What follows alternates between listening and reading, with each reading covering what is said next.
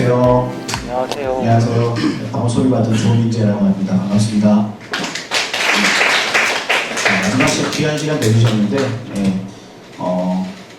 조금 늦게 시작해도 정시간에 끝나는 얘기를 해보겠습니다. 자, 오늘 말씀드릴 내용은 뎁세보스라고 하는 내용입니다. 이 단어를 혹시 들어보신 분 혹시 계시나요? 자, 그럼 제가 이제 거짓말을 막 하면서 얘기해보겠습니다. 자, 제 소개, IM그라운드 자기소개하기를 잠깐 해보면요. 저는 막 여기저기 막 썼는데, ICTK라고 하는 회사에 이제 합류한 지 지금 한 달 정도 됐고요. 아직 뭘 해야 되는지 잘 모르겠습니다. IoT의 보안 칩을 만들고 있는 회사고요. 복제가 불가능한 그런 칩을 만들고 있고, 거기에 올라갈 솔루션을 개발을 이제 막 시작했습니다.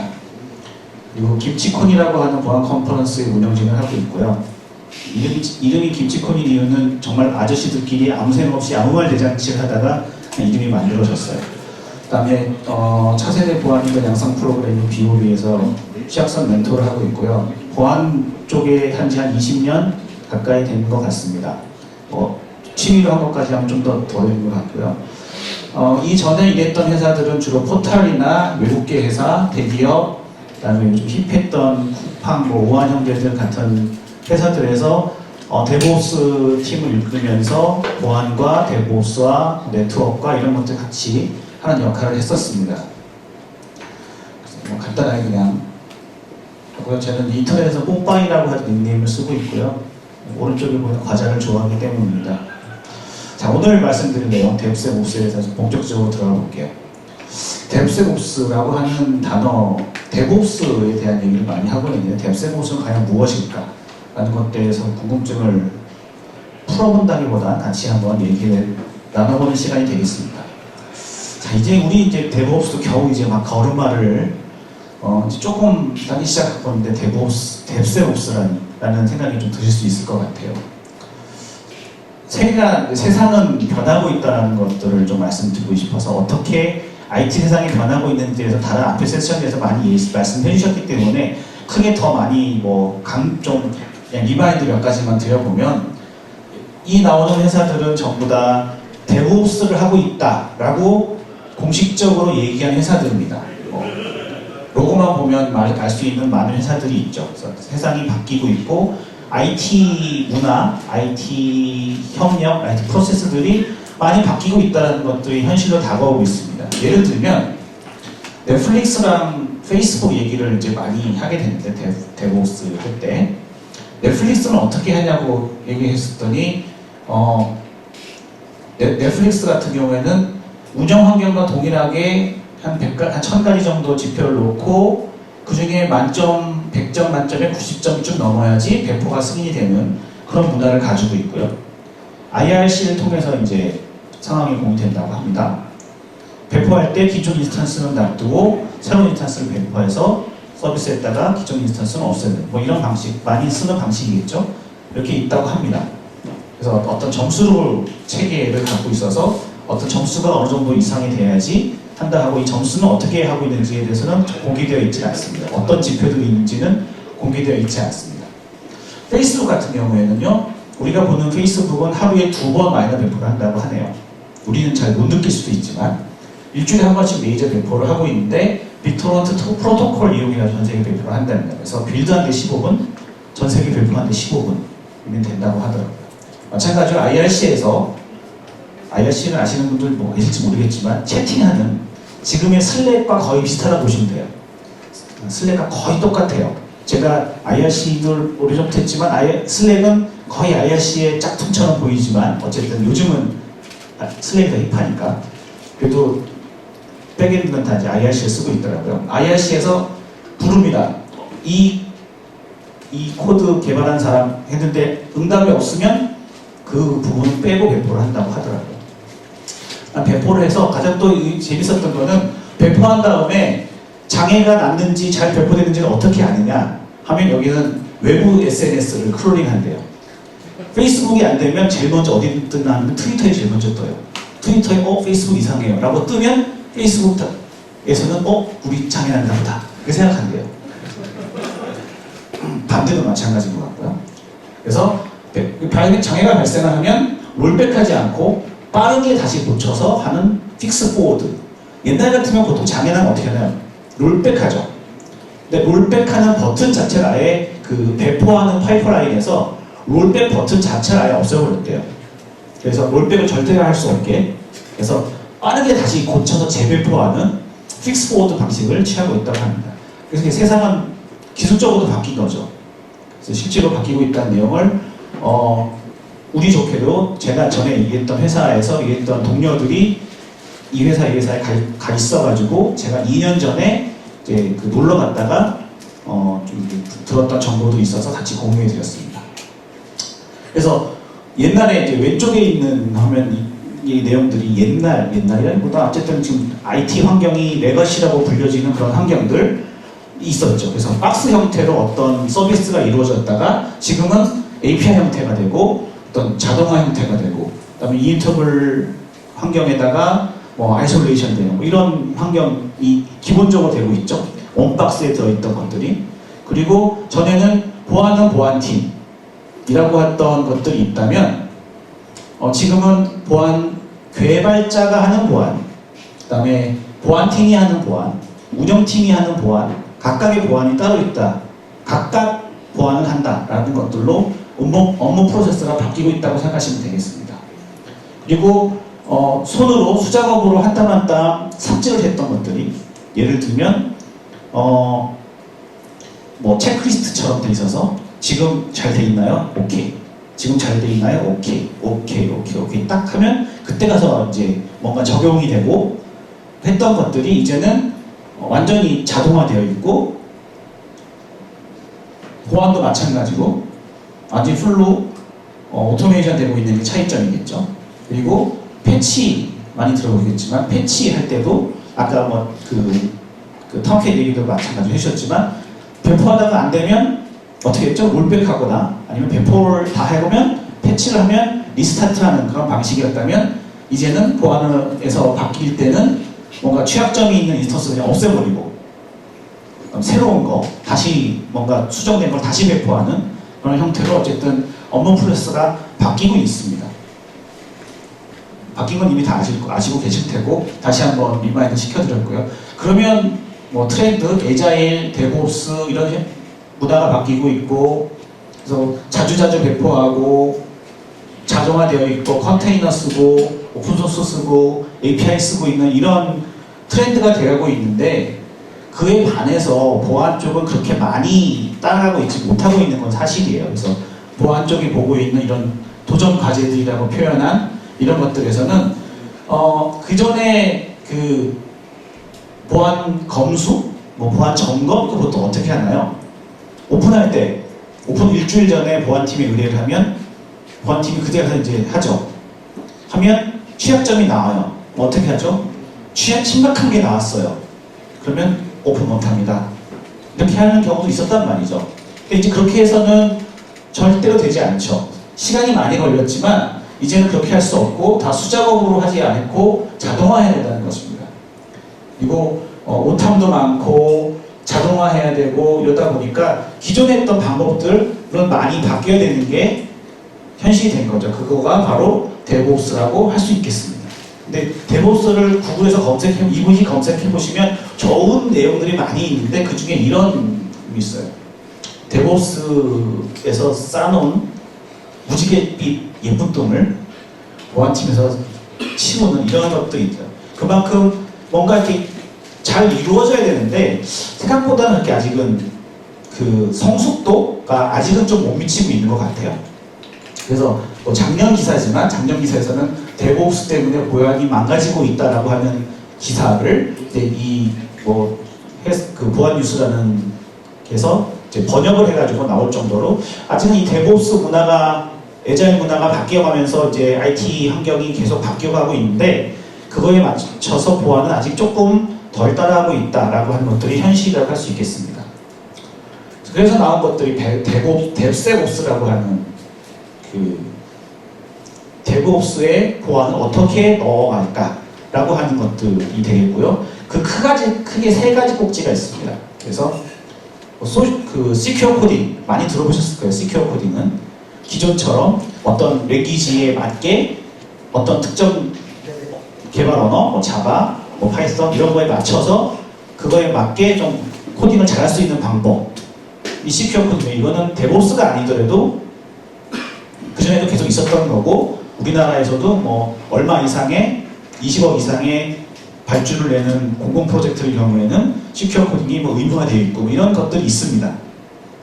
근데 이거는 오늘 다룰 내용은 아니고요. 그다음에 두 번째로 시큐리티 엔지니어링이라고 하는 게 있어서 인프라스트럭처 에즈 코드처럼 시큐리티에서 코드라고 하는 개념이 있어서 보안과 관련된 것들을 뭐 코딩 하듯이 뭐 예를 들면 뭐 그 아마존의 예를 들면 뭐 시큐리티 그룹을 설정하는 거를 물론 콘솔에서 한 땀 한 땀 손으로 할 수도 있지만 어떤 코드로 관리할 수 있는 이런 방법이라든지 이런 것들이 시큐리티 엔지니어링의 한 분야로 들어갑니다. 오늘도 이 분야는 다룰 부분이 아니고 세 번째에 나와 있는 별표 쳐져 있는 CI/CD와의 끈끈한 결합, 끈끈함의 밑줄장입니다. 끈끈함이라고 해서 어떻게 CI/CD라고 하는 이 자동화된 파이프라인에 어떻게 보안을 넣어볼까? 어떻게 들어가는 게 자연스럽고 자동화되어 있고 개발자들은 덜 신경 쓰고 아까 했지만 개발자는 개발에 집중하고 보안은 그 다양한 도구들이 CI/CD 파이프라인 안에서 자동으로 해줄 수 있을까를 다루는 것이 DevSecOps라고 할 수 있겠습니다. 그래서 여러 가지 분석 도구들이 있어요. 실제로. 그래서 왼쪽이 CI 쪽이고 오른쪽이 CD 라인입니다. 그래서 오른쪽에 위에 나와 있는 그림이 바로 위에 나와 있는 이 프로세스가 개발하는 거죠. 커밋을 하고 프리커밋을 하고 커밋을 하고 빌드를 하고 테스트를 하고 배포를 하고 프로덕션에 올라가고 가장 일반적인 그냥 배포 CI/CD 파이프라인이죠. 모른다는 듯이 얼굴을 그렇게 하시면 안 돼요. 네? 다 아시잖아요, 그죠? 어느 정도 다시 이 정도까지는 우리 다 아는 거니까 네. 간단하게 표현했습니다. 더 간단하게. 그래서 각각 스텝들마다 밑에 나와 있는 이러한 도구들이 자연스럽게 들어가면서 보안을 좀 더 강화시켜 본다라는 것들이가 되겠습니다. 그래서 프리커밋 할 때 하는 거 있고 그 다음에 커밋 단계에서 하는 게 있고 빌드할 때 하는 게 있고 테스트할 때 하는 게 있고 프로덕션에 올라가서 하는 게 있다 라는 각각의 1대1이라고 보시면 되겠습니다. 그 외에도 더해서 어떤 내가 밑에 쓰는 게 잘못했군요. 안 보이실지도 모르겠는데 어떤 시크릿 디텍션이라고 해서 그런 것도 있고 컨테이너, 그다음에 라이선스 체크 이런 것들이 있어서 뒤쪽에 간단하게 좀 설명을 드리겠습니다. 그래서 요 각각의 그 주황색으로 쳐져 있는 각각에 대해서 간단하게 좀 설명을 드리도록 하겠습니다. 가격에 앞서서 이거는 이제 실제로 실제로 하고 있는 어떤 회사에 어떤 은행에서 미국에 있는 모 은행에서 우리는 데브옵스를 이렇게 하고 있고 DevSecOps를 이렇게 하고 있어요 라고 실제로 발표한 자료를 제가 이제 가져왔고요. 위쪽에 보이는 라인, 위쪽에 보이는 이 파이프라인이 DevOps 파이프라인입니다. 그래서 소스 코드는 GitHub을 쓰고 있고 CI는 젠킨스를 쓰고 있고 뭐 이런 식으로 디플로이는 AWS를 하고 있고 모니터링은 뉴렐릭을 쓰고 있어요 라고 이제 실제로 밝혔고요. 그러면 각각의 할 때 우리는 이 은행은 각각에 대해서 우리는 이러한 보안 툴을 쓰고 있어요 라고 발표를 했습니다. 그래서 실제로 이 제품들 이 중에 오픈소스인 것도 있고 상용이 대부분이긴 하지만 은행이어서 더 그럴 수도 있겠지만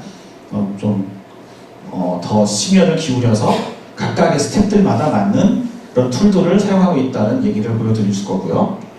자, 실제로 이제 어떻게 되느냐를 하나씩 조금 더 좀 더 복잡하게 보면 이것도 다 아시는 내용입니다.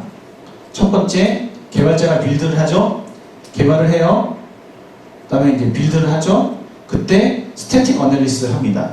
개발할 때 스태틱 어널리시스 한다는 건 무슨 뜻일까요? 질문을 하면은 대답이 없군요. 그렇죠. 우린 그렇습니다. 개발할 때 스태틱 어널리시스 한다는 거는 스펠링 체크 하듯이 아이디, 사용하시는 아이디에서 자동으로 뭔가 검출해 주는 겁니다. 소스를 이렇게 쳤는데, 아, 이게 지금 치고 있는 이 함수가 보안적으로 되게 위험해. 뭐 이런 식으로 알려주는 거죠. 그게 문제가 없다. 빌드가 잘 된다. 라고 하면 네 번째로 체크인을 하겠죠? 체크인하면 이제 CD 파이프라인에 맞춰가지고 빌드를 합니다. 빌드를 할 때 다시 이제, 이건, 요 3번은 로컬 PC였다고 보면, 젠킨스를 예를 들어서 CI에서 이제 빌드를 하겠죠? 이때도 스태틱 어널리시스를 똑같이 합니다.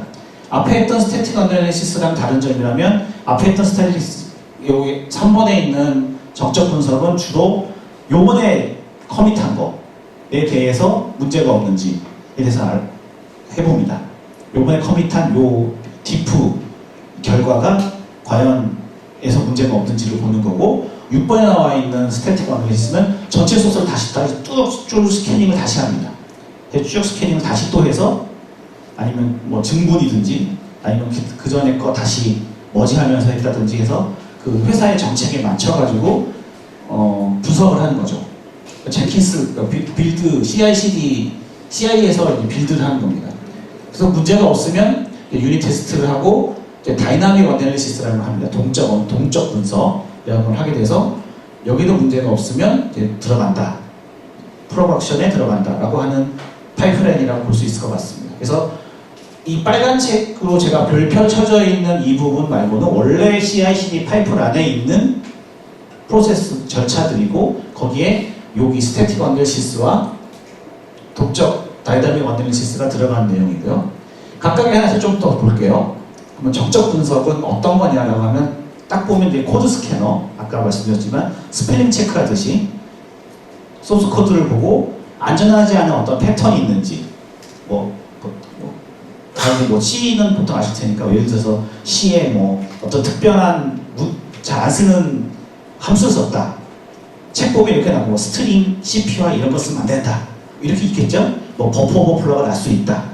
뭐 이런 식의 있든지, 어떤 특별한 좀 위험한 함수라든지 이런 것들이 있을 때 어떤 알려지지 않은 게 아니라 원래 그 기존에 이제 정의되어 있는 패턴에 맞춰가지고 그것들이 어떤 잠재적인 취약점이 있을지 없을지를 식별해 주는 겁니다. 그래서 소스 코드를 분석을 해줘요. 그러니까 개발자들의 입장에서는 되게 좋을 수 있죠. 왜냐하면 IDE나 이런 CI 굉장히 확장이 가능하고 주기적으로 계속 검색할 수 있습니다. 소스는 어차피 계속 있으니까 나이트 빌드 할 때 같이 넣는다든지 해서 할 수 있고, 확실한 문제점들을 찾아주죠. 그리고 개발자들에게 굉장히 친숙해서 어떤 소스 몇 라인에서 어떤 문제가 생겼습니다. 그 문제는 뭐 이렇게 고치면 됩니다. 라는 것들이 영어로 자세하게 설명이 보통 나와요. 친숙하죠. 이거 안 터지네. 자, 그럼 단점은 뭐가 있냐면요, 오탑이 너무 많아요. 예를 들면 어떤 뭐 인자가 뭐 아까 예를 들었지만 STL 뭐 CPY 같은 안 좋은 함수를 썼다고 할지라도 그 함수를 콜하고 있는 다른 테스터는 모두 다 그 인자들을 다 체크를 다 한다. 예를 들면 뭐 어쨌든 여러 상황에 있어서 오탐의 확률이 굉장히 높기 때문에 이것을 튜닝하는 과정이 굉장히 필요해요. 근데 보통 많은 커뮤니케이션에서 보안팀은 고치세요. 이상을 고치세요 말고는 더 이상 주지 않죠. 며칠까지 고치세요. 안 그러면 뭐 오픈하지 못합니다. 정도가 있지, 이거를 어떻게 고치고 이런 것들에 대해서 잘 친절하지 않다 보니까 오탈이 굉장히 많은 게 굉장히 그 단점 중에 하나고요. 그리고 확실한, 그러니까 좁은 범위의 취약점이라고 하는 게 정말 확실한 것들만 있다 보니까 넓게 보지 못해요. 이거 런타임 컨텍스트를 알 수 없어서, 예를 들면 DB 커넥션이라고 하는 함수는 있지만 이게 실제로 어떤 연결하는 그 DB가 뭐 어떤 DB인지, 이 DB에 어떤 문제가 있는지, 연결해서 무슨 문제가 있는지, 클로즈는 했는지 안 했는지, 뭐 이런 것들에 대해서 전혀 알 수가 없는 거죠. 런타임 컨텍스트를 알 수가 없어서 뭐 장점이 있고 단점이 있어서 개발자 입장에서는 그래도 아까 스펠링 체크하듯이 쉽게 적용할 수 있지만 하고 나면 나오는 양은 굉장히 많고, 그 많은데도 불구하고 그걸 이러면 이걸 어떻게 처리하지? 라는 것들에 대해서는 아직도 또 숙제가 좀 많은 상태입니다. 그래서 하지만 여러 가지 툴들이 많이 있죠. 그래서 여기 위에 나와 있는 이 GitHub 링크에 가시면 스태틱 어널리시스 툴에 대한 굉장히 많은 내용들이 있습니다. 각 언어별로, 그 다음에 뭐 어떤 언어에서 쓰는 거, 어떤 IDE에서 쓰는 거, 그 다음에 어떤 툴은 상용인지 아니면 오픈소스인지 이런 것들이 굉장히 많이 있으니까 보시면 됩니다. 아마 이 자료는 제가 전달 드릴 테니까 아마 다시 보실 수 있을 거고요. 이거는 뭐 굳이 메모 안 하셔도 다시 다 전달 드릴 수 있을 거고 뭐 있을 것 같습니다. 그래서 크게 오픈소스 스캐너라는 게에서는 보면은 저는 여기 Find 버그, Find Security 버그라고 하는 거랑 PMD를 주로 많이 썼습니다. 이거는 뭐 CI에 같이 들어가든 아니면 ID에 같이 들어가든 같이 껴놓을 수 있기 때문에 굉장히 편하게 쓸 수 있고 상용 스캐너는 뭐 이런 것들이 있다고 하는데 한 번도 안 써봤습니다. 잘 모르겠습니다. 그냥 나열만 했습니다. 제일 밑에 있는 것도 우리나라 회사인데 그냥 넣어줬습니다. 네, 우리나라 회사에서 유일하게 있어서 넣어줬습니다. 한 번도 안 써봤습니다. 두 번째는 동적 분석인데요. 아까 소스 코드를 분석했다면 동적 분석은 어플리케이션, 실제로 돌고 있는 어플리케이션을 대상으로 분석을 하는 겁니다. 취약점 스캐너라고도 많이 불리죠. 그래서 어플리케이션을 분석을 해서 실제로 어플리케이션의 공격을 실제로 해봐요. 실제로 부리는 거, 스캐너라고 부리는 것처럼. 그래서 다양한 종류의 스캐너가 있어서 대상에 따라 웹인지 DB인지 뭐 IoT인지 네트워크인지 이런 거 대상에 따라서 굉장히 많은 스캐너 종류가 있고요. 굉장히 실행할 때 간편합니다. 만약에 웹 스캐너라고 하면 URL만 딱 해가지고 쳐주면 그냥 스캐너 딱 하면 그 URL 맞춰가지고 가능한 많은 공격을 쫙 해봐요. 무수한 공격을 해봐요. 그래서 실제로 실제로 공격을 했는데 어떻게 취약하지? 라는 것들을 찾을 수 있는 거고요. 런타임 컨텍스트 아까 정적 구성 아까 반대로 찾을 수 있는 거죠. 하지만 실행 시간이 너무 많이 걸려요. 예를 들면 모 스캐너 같은 경우에 한 번 스캐닝 URL 하나를 대상으로 하는데 한 30분 넘게 걸리기도 합니다. 탐색 공간으로 보면 5의 그 세제곱이에요. 그러니까 n은 그 우리가 사용하는 어플리케이션 수라고 볼 수 있고 어플리케이션 URL 기반으로 한다면 URL 하나당마다 취약점 하나, SQL 인젝션이니 이런 단어 들어보셨죠? SQL 인젝션, 프로사이스 스크립트 이런 단어 들어보셨을 거예요. 각 URL마다 이 많은 공격들이 다 해당되는지를 찾아봐야 되고 해당 공격도 SQL 인젝션도 공격 방법이 되게 많거든요. 그 하나의 공격 방법에 해당되는 실제로 이제 치트 시트라고 부르는 치트 방법, 실제로 공격하는 방법이 무수하게 많은데 그거를 다 확인을 해보는 거예요. 진정한 삽질이죠. 기계가 대신해줄 뿐. 그리고 모이해킹 이런 거 의뢰하잖아요. 모이해킹을 하면 그걸 다 손으로 그 중에 한 많은 부분을 수작업처럼 하거든요. 실제로 한 땀 한 땀 눈이 빠질 것 같은. 그래서 실행이 많이 걸립니다. 오타는 많은 건 마찬가지고요. 그리고 아직은 CI/CD와의 통합이 그렇게 원활하진 않아요. 막 한 작년쯤부터 해야 된다는 게 굉장히 많이 나오고 있는데 아직은 좀 용이하지 않은 편이 있습니다. 그리고 API 테스팅하는데 쉽진 않아요. 그래서 이제 동적 분석 같은 경우에는 이런 API 대상으로 한다든지 CI/CD와 연결하는 부분에서는 굉장히 많은 삽질이 필요합니다. 저도 해보다가 아직은 성공을 못했어요. 여기까지. 떼뜻떼뜻하게 잘 안 되더라고요. 그래서 보면 오픈소스 스캐너라는 유명한 거에는 이제 아큐네틱스, 버스트라고 하는 게 있고 제가 제일 좋아하는 오아스 제비라고 하는 게 있고요. 그다음에 상용에는 여러 가지가 있는데 말씀드린 한 번도 안 써봤어요. 이제 제가 요즘 하고 있는 했던 것들이 이제 오아스 제비라고 하는 걸 통해 가지고 API나 CI/CD랑 연동해 가지고 할 수 있는 방법을 하고 있는데 뭐가 이렇게 조금 안 맞아요. 그래서 원래 오늘 딱 보여드렸으면 제가 생각하는 게 딱 맞을 텐데 죄송하게도 못해요. 안 됐어요. 하다가. 그래서 좀 더 언젠가 멀지 않은 시내에 아마 다음 할 때는 CI/CD를 실제로 해보는 것들을 실제로 보여줄 수 있는 기회가 머지않아 될 수 있을 거라고 기대를 해봅니다. 그다음 기타 도구인데요. 인터랙티브 어플리케이션 시큐리티 테스팅이라고 이제 이 개념이 나온 지 한 2, 3년도 안 됐어요. 아까 했던 그 정적 분석, 동적 분석의 단점들이 있었잖아요. 그 단점들을 보완하기 위한 것들로 출발을 했는데 개념도 쉽지 않고 굉장히 어렵습니다. 인스트루멘테이션이라고 하는 기술이 있는데요. 예를 들면 탐캣이 올라가 있는 데가 있으면 거기 와르 파일 있잖아요. 와르 하나를 더 띄워요. 같은 데다가 탐캣을 같이 띄워서 리퀘스트를 탐캣도 받지만 얘도 같이 받아요. 같이 받아서 탐캣은 탐캣대로 그냥 원래 있는 서비스 처리하고 그 인스트루멘테이션 하는 그 와르는 온 리퀘스트에 다시 걔대로 다시 또 이렇게 점검을 그 리퀘스트랑 리스폰스를 다 점검을 다 해요. 그런 개념인데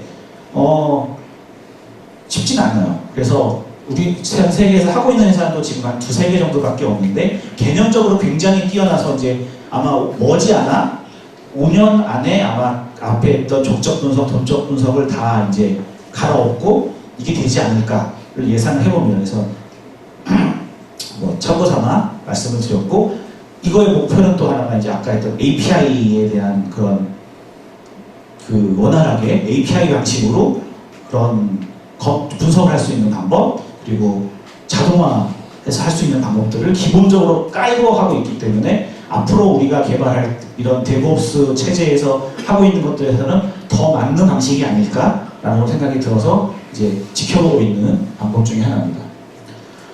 그 다음에 이제 소프트웨어 컴포지션 어널리시스라고 해가지고 SCA라고 부르는 건데 보통 우리가 개발한 어플리케이션이 프롬 스크래치부터 밑바닥부터 다 우리가 다 개발하지 않잖아요. 다른 좋은 것들 다 임포트 해가지고 만들잖아요. 레고 조립하듯이.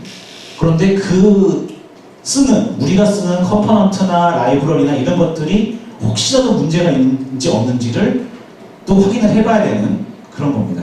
그래서 많은 뭐가 털렸다는 전문 용어보다 공격을 받았다 했을 때 예를 들면 젠킨스 얼마 전에 뉴스에서 보면 뭐 젠킨스가 돌고 있는 CI 서버가 공격을 받았다라고 하는 뉴스가 있었어요. 그래서 뭐 안 좋은 일이 있었다 뭐 이런 게 있었는데 실제로 젠킨스 자체를 뚫은 게 아니라 젠킨스에 들어가 있는 플러그인들 많이 있잖아요.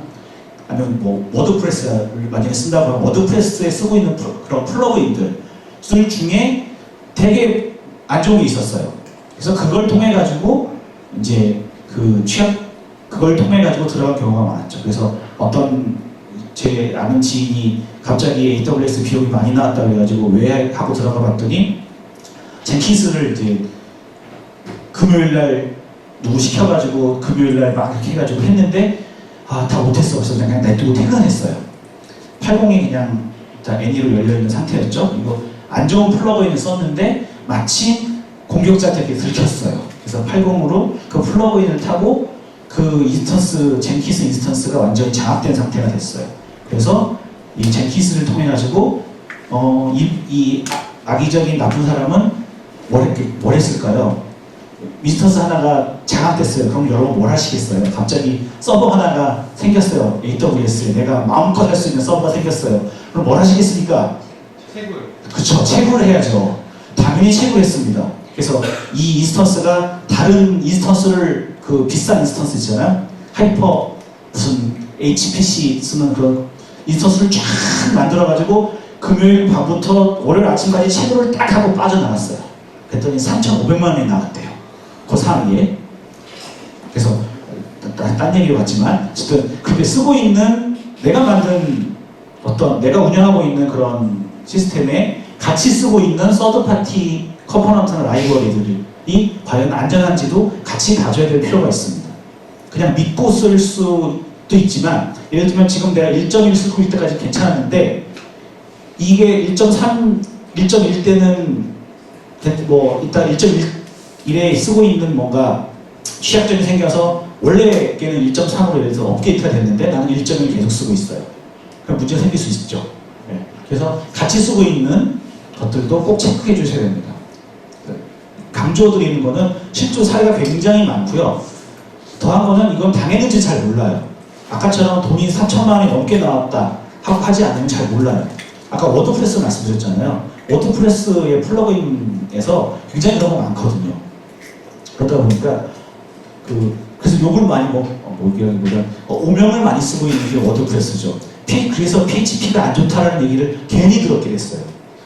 그게 아닌데도 불구하고 그래서 무슨 통계 같은 거 보면 PHP를 쓰고 있는데 해킹 많이 당했다라는 게 있거든요.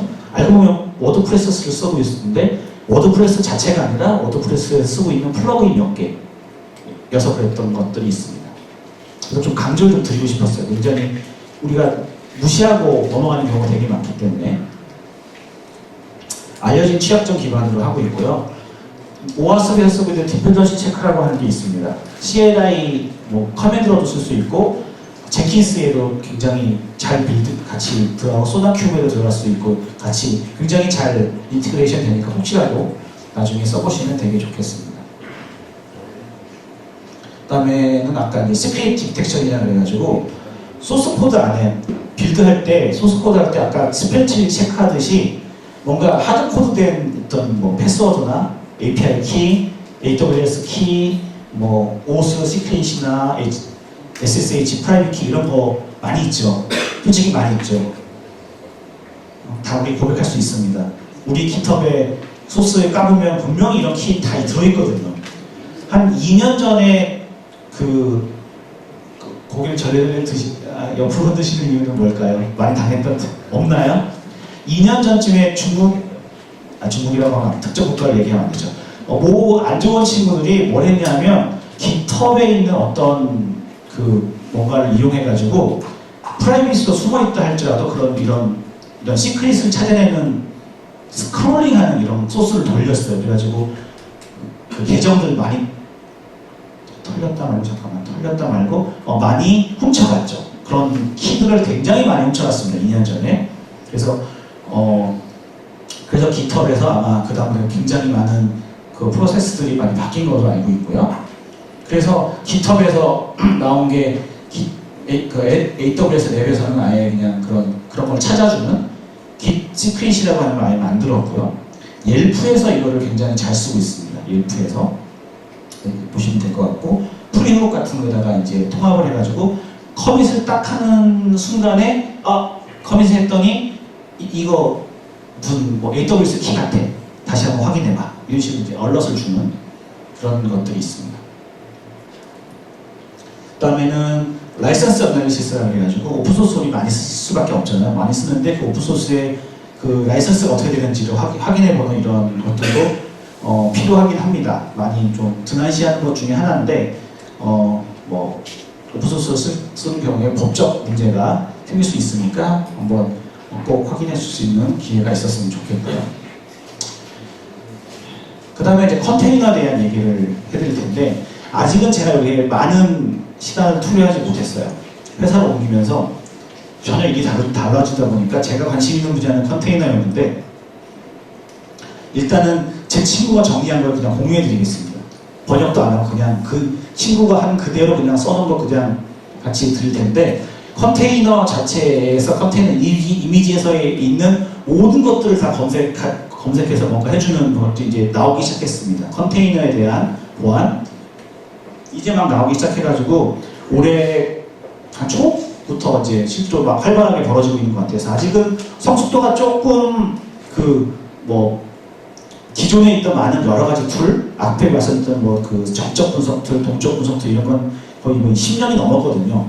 그동안 쌓였던 내공들이 있을 텐데 이거는 나온 지 얼마 안 되다 보니까 아직은 좀 적긴 한데 그래도 꼭 이제는 컨테이너가 대세일 수밖에 없는 이제 시대가 됐으니까 컨테이너에서의 보안을 어떻게 하지? 내가 만든 컨테이너가 과연 안전할까? 라는 걸 체크해보기 위한 방법들, 어떤 툴들을 여기 소개시켜 드립니다. 그래서 제 친구가 얘기해준 자료에 의하면 자기는 여기서 써본 거는 여기 앵커, 그 다음에 코어 팀에서 만든 클레어 2개 딱 써봤다고 하더라고요. 위에 2개 딱 써봤다고 하는데 저는 안 써봤기 때문에 일단 말씀드리긴 어려울 것 같고 일단 나열만 드렸고 혹시 자료가 이제 배포될 거니까 좀 도움이 되시라고 하는 의미로 적어드렸습니다. 그래서 그 컨테이너를 빌드할 때, 컨테이너를 만들 때 거기에 쓰이는 패키지라든지 뭐 소프트웨어, 거기에 들어있는 뭐 해시들 뭐 이런 것들을 다 점검을 다 해주는 그런 방법론들을 점점 발전이 되고 있고, 아직은 조금 뭐 좀 부족하긴 하지만 곧 뭐 어느 정도 수준이 올라오지 않을까 싶습니다. 급하게 막 달려가 봤는데요. CI/CD 뎁스옵스에서의 보안, 뎁스옵스를 한마디로 딱 얘기하자면 아까 말씀드렸듯이 CI/CD와의 끈끈한 결합이라고 말씀을 드릴 수 있었고, 거기에서 CI 하는 거에서는 스태틱 어널리시스 아까 말씀드렸죠.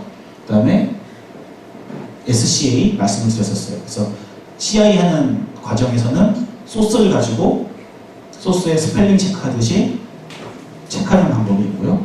그 다음에 CD에서는 인터랙티브 아니면 다이나믹 뭐 이런 방법들이 아까 말씀을 드렸고요. 그걸 뭐 퍼징이라든지 이런 다른 것들도 많이 있는데, 이런 것들은 뭐 다른 기회에 말씀드려요. 퍼징 혹시라도 뭐 다른 기회에서 말씀을 드리면, 퍼징은 그냥 임의로 막 아무 값이나 막 때려 넣는 거예요. 그래가지고 무슨 임의의 값을 넣었을 때 어떤 반응이 났는지를 보고, 아 이게 무슨 문제가 있겠구나라는 걸 체크하는 방법인데, 이것도 굉장한 삽질이거든요. 자동화되어 있어요. 굉장히 많이 자동화되어 있어가지고 그렇게 크게 신경 쓸 부분은 아닌데, 그런 방법론이 있다는 거고요. 모니터링뿐만이 아니라 그 외에도 스크립트라든지 뭐 아까 라이선스 이런 거 말씀드렸습니다. 그래서 CI/CD와의 끈끈한 조합이 바로 뎁스옵스가 하려고 하는 방향이고, 거기에 맞춰가지고 개발을 하시는 분들이라면 적어도 이제 내가 개발을 하는데 개발에 집중을 해야 돼. 보안에는 그렇게 많이 신경 쓰고 싶지 않아.